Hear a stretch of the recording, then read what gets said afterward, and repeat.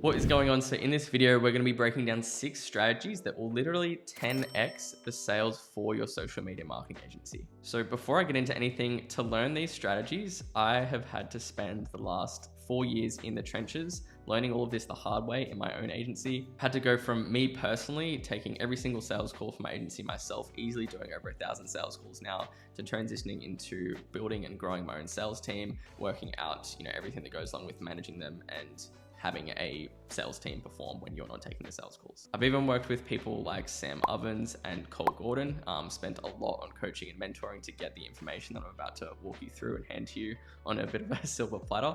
So make sure that you pay attention. Also as well, everything that I'm about to cover is purely practical and are all things that you can take and implement in your agency literally right now or tomorrow. So make sure that you're going through this entire video because everything here is here for a reason. But first, if you don't know who I am, my name is Liam Casey. I've been an agency owner for about 4.5 years now. I've been able to scale my agency to high multi-six figures in annual profit, and I'm here to simply share what I've learned along the way so that you can scale your agency more quickly and hopefully make a lot less of the mistakes that I made along the way. So if you want more high-level agency content just like this, I'm putting out 1 to 2 videos like this literally every single week. So hit the subscribe button so you don't miss out on any other videos that I'm putting out, like I said, every single week, just like this. Cool. So the first strategy is reporting, tracking, and data. So, when it boils down to it, every piece of success in business comes down to making higher quality decisions. And the only way that we can make higher quality decisions is by having access to data. That's literally what we make all of our decisions based on. We make a calculated decision in our business based on the information that we have in front of us. And the best information that we can gather is data, numbers. When it boils down to it, business is just numbers and different KPIs that represent different bits of performance in different areas of the business. And sales is all about the numbers. And so what I see most people doing wrong, and the reason that most people aren't hitting where they should be for the sales of their company, is simply 1, not tracking everything that they should be tracking, not tracking consistently enough, and then not actually using that data to make decisions in the right way, and using that data for coaching and the insights that can be drawn from that data. So essentially what needs to be done at an absolute bare minimum on a daily basis is that anyone that's taking sales calls, whether that's yourself or another sales rep on the team, they need to be at the end of every single day adding in all of their numbers to a tracking sheet that the entire team uses to track a list of very specific KPIs that are obviously all sales related. I'm going to break down exactly what those are in a second. There's no shame in not hitting your numbers. There's only shame in not knowing why. And so making sure that we're tracking our data consistently is going to make it very easy for us to, 1, identify our bottlenecks and know why we're not hitting our numbers, but also when we add in changes and we add in improvements, we'll actually be able to see the cause and effect of those improvements when we do improve. Cool. So the figures or the KPIs that we need to be tracking on a daily basis so that we can review this at the end of the month is calls taken, how many total calls were actually taken. We also need to add in here calls scheduled. So we need to know how many calls were actually scheduled on the calendar for that day, how many calls were actually taken. Sorry, that's calls showed is meant to be calls taken. Sorry. So how many calls were actually scheduled on the calendar for the day, how many people actually showed up, which represents how many calls were taken. 3, offers made. So this is people that were actually qualified to be there, that were a good fit for our service that we actually ended up selling to. Deals closed is obviously people that we collected money from that became a customer or a client for our business. And then total new cash collected. So how much actual cash was collected on that day, and then also revenue generated. This isn't as relevant for agency owners. This is only relevant if you're selling like a predefined service period or a package, like a 3-month package or a 6-month package, or you've got some kind of like one-time payment high ticket offer where you sell on a payment plan, because revenue generated versus cash collected will tell you the difference between how much cash did we collect versus how much revenue we generated. Pretty straightforward.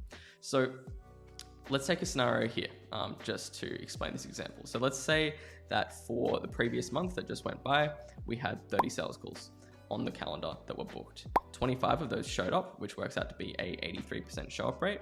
We offered 20 of those. So we had 25 people that we actually conducted calls with, but we only actually offered our services to 20 of those, which results in an 80% offer rate. We closed 4 of those, therefore our call to close rate is 16%. So 16% of people that we actually conducted a call with, we closed, but 20% of the people that we actually offered our service to closed. So this is our offer to close rate. That's why it's important to track the difference between these two numbers, because our offer to close rate is a lot more an accurate indicator of our close rate, because those are the people that we actually attempted to sell to. So what this tells us is that we do need to improve our closing rate slightly.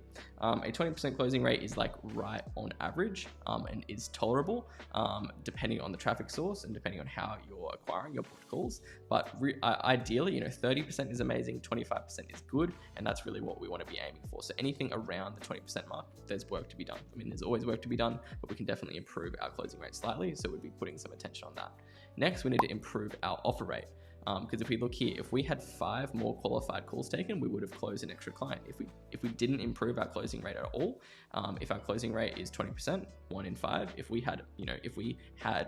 these 5 people that we didn't actually offer to were qualified and were an ideal fit for our service, then we would have made an extra sale, guaranteed. And so this tells us that we need to make some improvements upstream in our lead qualification, maybe in our application, in our funnel, or in our appointment setting script, or we need to review some of the calls taken from our appointment setter to see if they're executing on the script correctly, so that we can improve this offer rate. Because realistically, your offer rate should be around like 98%. There's no reason that yourself or your sales rep should be wasting any time having calls with people that aren't actually qualified to work with you in the first place.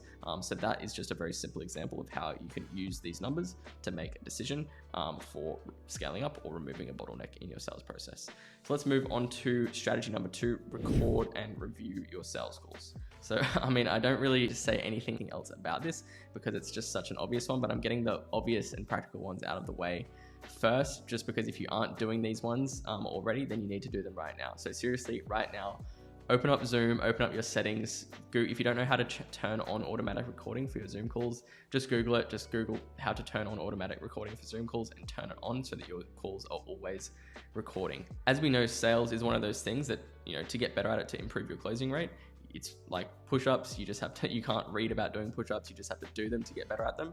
And the majority of improvement in sales is just taking more sales calls. But we can't always, double or triple the amount of sales calls that we're taking to accelerate the rate of us gathering experience. So the best way to improve your personal or your team's sales performance is obviously just reviewing sales calls and looking back at how you did on your previous sales calls. And so if you're not doing this already, you have to start doing this right now. And this is one of the things that we do on our daily sales team meetings on the end of our monthly reviews, is we do sales call reviews. So we look through sales calls and we critique what could have been done better, how could objections be handled better, how could we ask better questions in the call. And this is a very easy way for you should be reviewing sales calls at least once a week. So do this right now if you're not doing it already. It's something that everyone tells you to do it, but most people don't actually stick to it. So what I recommend doing is just create a recurring calendar event on your calendar for a specific day of the week that's easy to adhere to, and just make sure that you've got that time already set aside for sales calls reviews. Make sure that you do it once a week. It's the best thing that you can do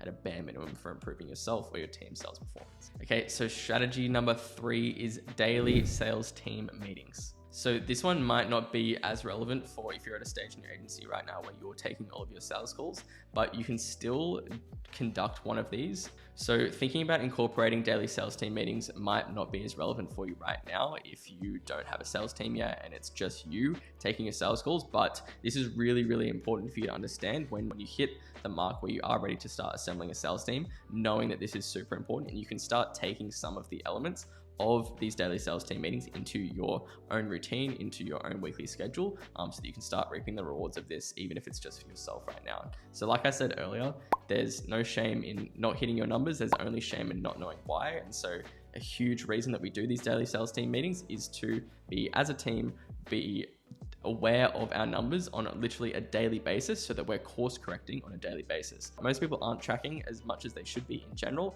and most people wait till the end of the month to be consistently reviewing their numbers, to be making decisions and making a strategy for the month ahead. But if we're reviewing all the numbers that matter the most with regards to our sales, literally on a daily basis, you are forced to take action on what could be improved, and you're forced to take action on solving problems that are there. And so if you're only sporadically checking in on your numbers, checking in on your sales team's performance, checking in on what could be improved on your calls, what kind of questions are coming through from calls, how your offer is being received in the market, then you're simply just going to be progressing at a much slower rate than someone that is doing this on a daily basis. It's literally just a frequency game, and the more that your sales is one of the most important areas of the business, and so it deserves this daily attention. So the talking points that we cover on these calls is super simple. We always start out with some wins, either some personal wins or wins that our clients have had. We touch on just general announcements. Then we do training and coaching, and so we'll either do Q&A and answer questions that our appointment setters or our sales reps have, or we will do like drills or role play, or we'll do sales call reviews and pull up the recordings of calls that have been had earlier on in the week. And like I said, when we're doing this, this allows us to be proactive with everything that we're working on with our sales process. We know what problems are coming up before they really turn into a problem, and we can start making improvements straight away. Doing these daily sales team meetings has been an absolute game changer for my company. Cool. So the next strategy is updating your script regularly, and also just having a good sales script in general. If you're not familiar with a good framework for a good sales script, I'd recommend searching on Alex Hormozi's channel about the closer framework. That's one of the best sales frameworks that I've come across, and I'd recommend spending some time to really dive deep and understanding that sales framework. So one thing that I found was really helpful for us is making just slight adjustments and changes to your script at least around once a month, just constantly like chipping away and refining, not making like massive drastic changes, because too much change to your script can be a bad thing. But one thing that we've noticed is that the more time that goes on, the more we learn about our market, the more we learn about our prospects, the more that we understand the types of questions that we're getting, the more that you'll notice specific questions coming up, the more that our marketing changes. We might be bringing in different type of people that we have to cater to, or like I said, we just understand our customer and our prospect better, and so we get better and better ideas of how we can communicate our product, how we can communicate our offer in our script and in our sales calls. And so the main thing that we want to be thinking about doing when we're making changes to our script is looking at how can we prevent objections from coming up in the first place, and how can we pre-answer the most common questions that prospects are having about our service and about our offer. If we're doing that, then we're obviously just increasing the likelihood that we're going to close clients on our calls. For example, I'm in the real estate niche. We're consistently getting asked, and the objection that we were facing that wasn't allowing us to close as many clients was a lot of agents were wanting to speak to a previous client before signing up for our services. And so that's a piece of data that tells us that we need to improve more elements of social proof. We need to include more case studies, more examples of client results in our marketing, in elements of our funnel, and in the touch points leading up to our call to remove the likelihood that we would get that objection. And that really did solve that problem for us. So the second last strategy is to offer more pricing options, either offering different pricing plans or offering paid in full discount options. So let me break this down. If you aren't offering any payment plans right now, then you're simply leaving money on the table, and you need to start offering payment plans, because it's likely that you're missing out on a lot of deals closing that otherwise would have closed if you had payment plans available. The most common payment plans that we offer is either a split pay or a 3 pay of our product. So just 2 payments split up over a month, or 3 payments split up over 3 months. Very, very simple. For the majority of marketing agency offers, however, where we're selling our service in monthly retainers, one thing that we should already be doing is have like minimum contract terms to our service at either like 3 or 6 months. But one of the best things that you can do is start offering an incentive for paying upfront for either 3, 6, or 12 months. And so what we do is we started pitching our service at a minimum 6-month agreement, but we offer a 20% discount on the total investment if they pay for that 6 months upfront, which works out to be around a $7,000 investment in total. And so as soon as we started doing that, we started closing deals where we were collecting a whole lot more cash upfront, and which really, really helps out with cash flow, because when you think about it, if you're selling a $1,500 per month service and you close 10 clients within a month, then you're only adding $15,000 to your monthly recurring revenue, or to new cash collected that month. But if you close, say like 3 clients on a $7,000 pay in full, then you've added like $24,000 to new cash collected that month. Yes, you lose some profitability, but you bring in a lot of cash a lot sooner that is guaranteed. It's in the bank, it's cash collected. Cash in the bank is better than, projected revenue, because that sometimes doesn't always play out, especially when you're wanting to scale aggressively. If you're wanting to make some new hires, this can be a really, really great way to scale quickly and collect a lot more cash in a shorter amount of time. So the last strategy, which is definitely the most important and the most impactful for improving sales performance all round, is coaching on conviction.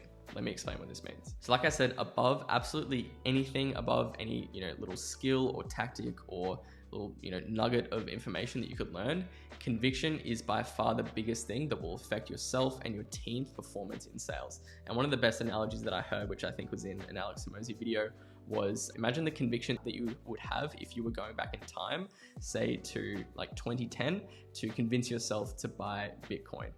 You just think about, knowing obviously how much it's worth now, think about how much conviction you would have convincing yourself. Like, you would just, no objection would matter. You wouldn't be trying to think of like a memorized objection to convince yourself to buy Bitcoin.